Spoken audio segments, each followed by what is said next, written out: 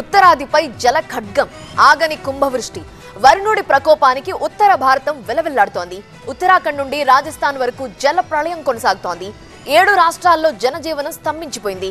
హిమాచల్ ప్రదేశ్లో అయితే కుండపోత వానలకు పరిస్థితి భయానకంగా మారింది.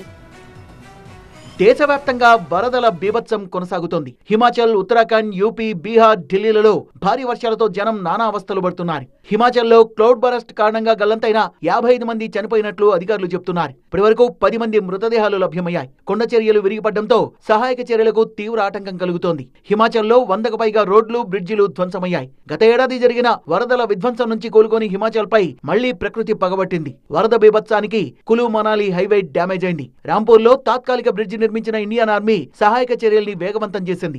భారీ వర్షాల కారణంగా కేదార్నాథ్ యాత్రను తాత్కాలికంగా నిలిపివేశారు. ఉత్తరాఖండ్ లో డెహ్రాడూన్ సహా 5 జిల్లాలకు ఎల్లో అలర్ట్ జారీ చేశారు. గౌరీకుండ్ దగ్గర భక్తుల్ని తీసుకెళ్లే గుర్రాలు కూడా వరదలో చిక్కుకుపోయాయి. వాటి కోసం హెలికాప్టర్లలో ఆహారాన్ని పంపించారు.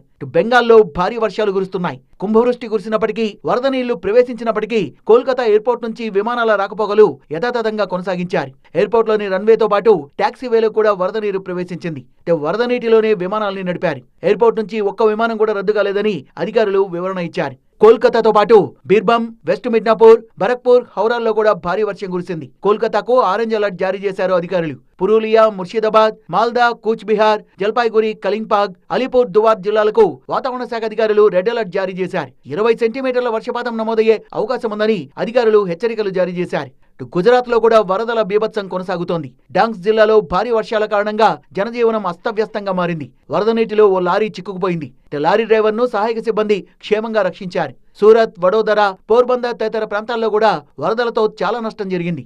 ఢిల్లీలోని యమునా నదిలో వరద ఉధృతి మరింత పెరిగింది. దీంతో లోతట్టు ప్రాంతాల ప్రజలు అప్రమత్తంగా ఉండాలని అధికారులు అలర్ట్ జారీ చేశారు. యూపీ, బీహార్లలో 40 జిల్లాలకు పిడుగుబాటు హెచ్చరికల్ని జారీ చేశారు.